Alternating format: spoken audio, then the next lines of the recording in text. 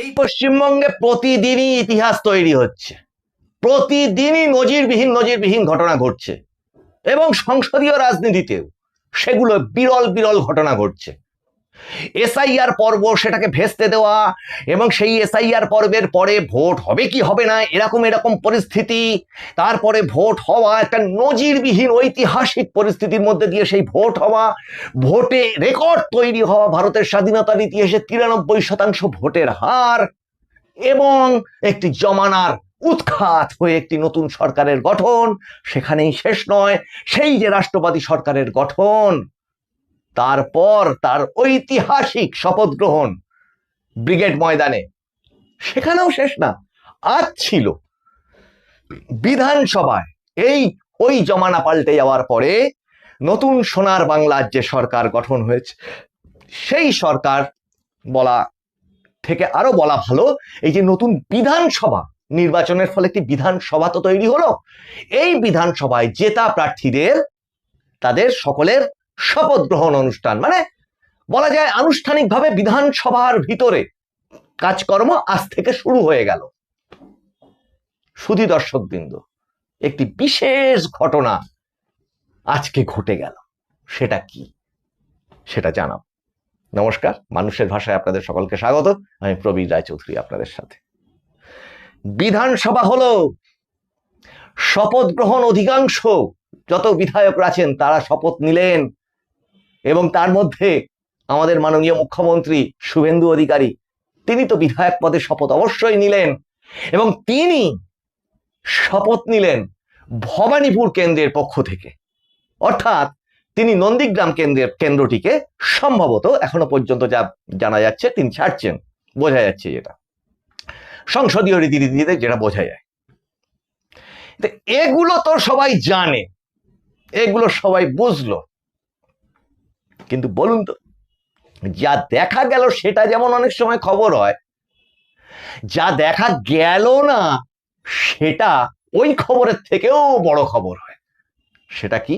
আজ একটি জিনিস দেখা গেল না, সেটি কি? এই 15 বছর ধরে যে মানুষটি বিধানসভায় যেতেন, বাংলার মানুষ, এই সোনার বাংলা সরকার গঠনের মাধ্যম দিয়ে, এই পশ্চিমবঙ্গ বিধানসভার ইলেকশনের মধ্যে দিয়ে গণতান্ত্রিক পদ্ধতিতে সেই মানুষটি আর বিধানসভায় ঢুকবে না, সেই রায় দিয়ে দিয়েছে। মমতা বন্দ্যোপাধ্যায়হীন বিধানসভা আজ রাজ্যের মানুষ দেখল। কিন্তু এটাই কি সব? আপনারা ভাবুন তো, কোনো একটি জায়গায় আগুন লেগেছে, সেই আগুনটা সাধারণ পুলিশ তদন্ত করবে, যে দোষী হবে তাদের শাস্তি হবে, যারা ক্ষতিগ্রস্ত হয়েছে তাদেরকে রেস্কিউ করা হবে, দ্রুত তাদের জীবন বাঁচানোর চেষ্টা হবে। এইটা তো একটা সরকার হওয়া উচিত ছিল।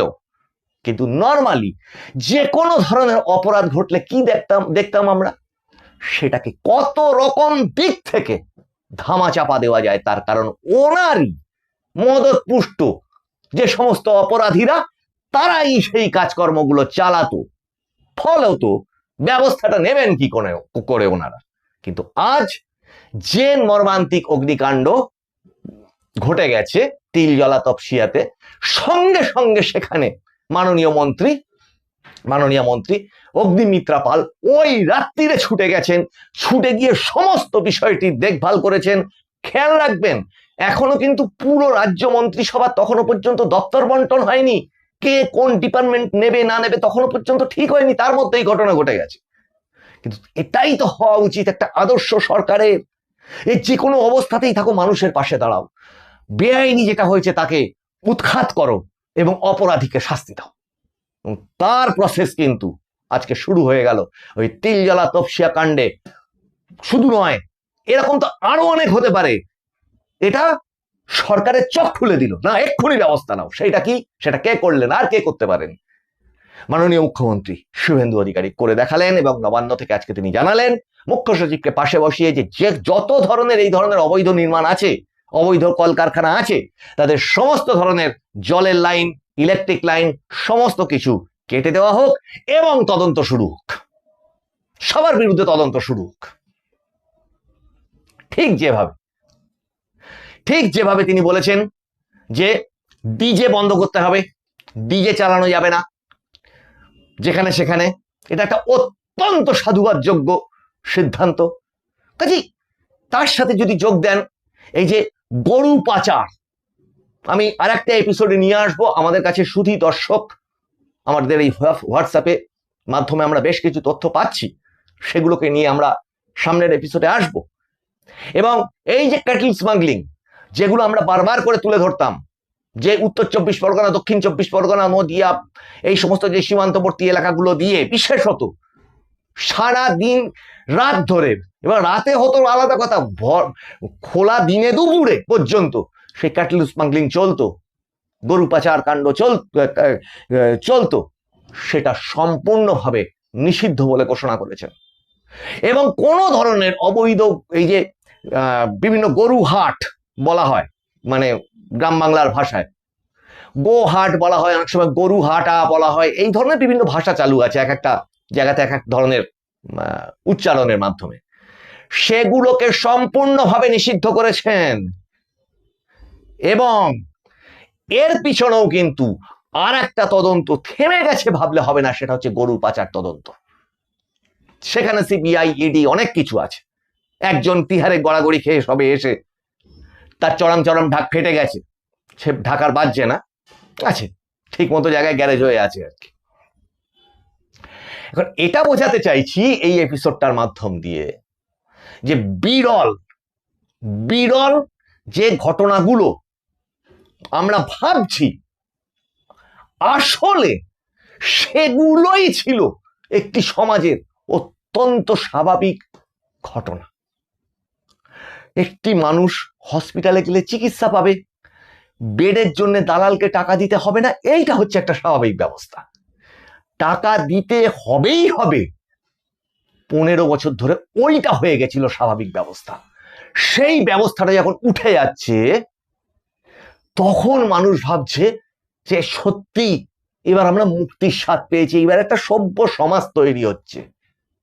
আর ওই যে বললাম যে স্বাভাবিক যে গতিতে একটি সরকারের কাজ পরিচালনা হয়, অনেক বর্ষিয়ান দর্শক বৃন্দ আছেন, আপনারা একটু ভেবে বলবেন, কমেন্টে লিখুন, যে গতিতে মাননীয় মুখ্যমন্ত্রী শুভেন্দু অধিকারীর নেতৃত্বে এই সরকার কাজ চালু করেছে, যার পিছনে একটা খবরের সঙ্গে আর একটা খবর ওভারল্যাপ করে যাচ্ছে, এত প্রযুক্তিতে অত্যাধুনিক সংবাদ মাধ্যম, কোন খবরটাকে প্রায়োরিটি দেব, কোনটাকে আগে আনবো পরে দেব, এই করতে গিয়ে খেই হারিয়ে ফেলতে হচ্ছে।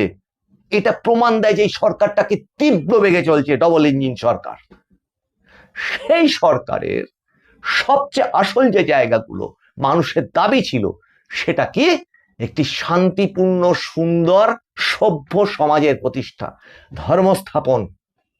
এখন খেয়াল করে দেখবেন, আজকে এই রাজ্য বিধানসভা যে চালু হলো, এটুকু তো বলে নেওয়া যায় যে ভোটের রেজাল্ট বেরিয়ে গেছে সেই 4 তারিখ।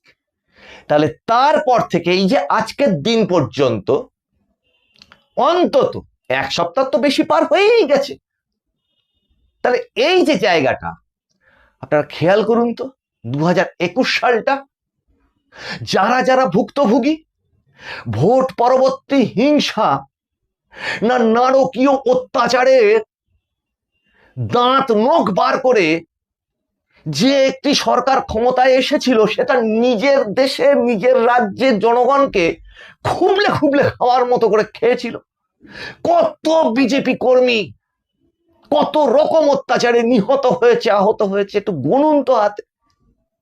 পাশাপাশি যেটা এই রাজ্যের এই মুহূর্তের সরকারের সবচেয়ে বড় কৃতিত্ব বলবো, সংযম বলবো এবং নীতি আদর্শ বলবো, সেটা অবশ্যই ধন্যবাদ প্রাপ্য রাজ্য সভাপতি মাননীয় শ্রমিক ভট্টাচার্য এবং আমাদের মাননীয় মুখ্যমন্ত্রী শুভেন্দু অধিকারী সহ আরো বিজেপির সমস্ত উচ্চস্তরের নেতৃবৃন্দ,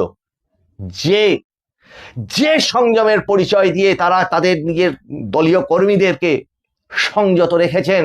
কিছু কিছু ক্ষোভের বহিঃপ্রকাশ অবশ্যই ঘটেছে, সেটা কেউ অস্বীকার করছে না, কারণ মানুষ আর বাঁচার জায়গাতে ছিল না। কিন্তু সেখান থেকে খেয়াল করে বলুন তো, একজন মানুষেরও মৃত্যু ঘটেনি, যদি বা ঘটেছে সেটা কে? এখন যিনি মুখ্যমন্ত্রী, তার তখনকার আত্মসহায়ক চন্দ্রনাথ রথের হত্যাকাণ্ড, সেটা কার?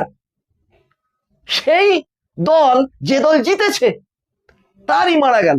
এরকম যদি মানে এছাড়া অন্যান্য অশান্তিগুলোকে বাদ দেন, তাহলে ভোট পরবর্তী হিংসাতে যে পরিমাণ আগুন জ্বলেছিল বাংলায়, সেটা তো অন্তত হয়নি।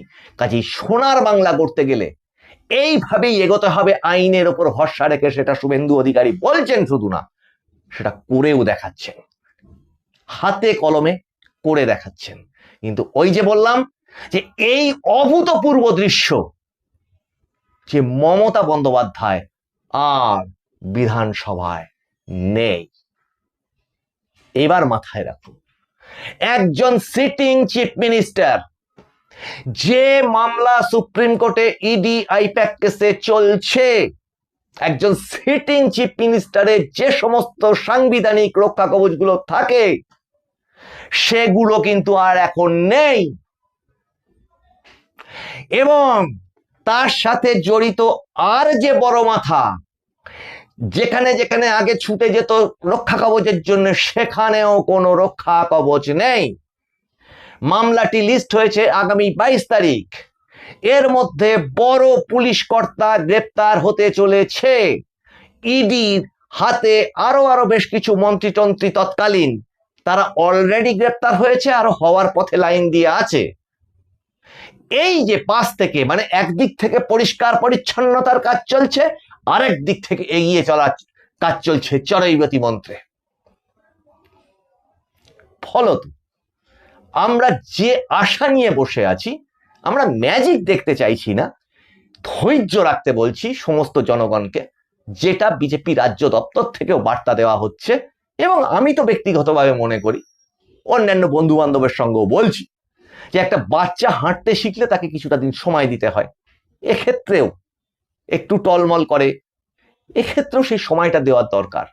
কিন্তু এ বাচ্চা মানে অনেক বেশি দক্ষ, অনেক বেশি ম্যাচিওর্ড, তার কারণ এ কিন্তু হাঁটা শিখেছে অনেক আগে থেকে।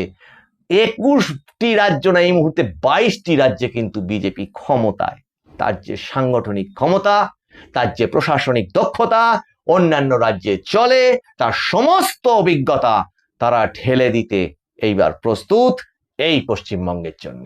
শুধু দর্শকবৃন্দ, আপনাদের এপিসোডগুলো ভালো লাগলে একটু লাইক করবেন, সাবস্ক্রাইব করুন, শেয়ার করুন, আর আপনারা হাত খুলে লিখুন আর কমেন্টে নোটিফিকেশন অন রাখবেন। আপনাদের সঙ্গে আবার দেখা হবে সামনের এপিসোডে।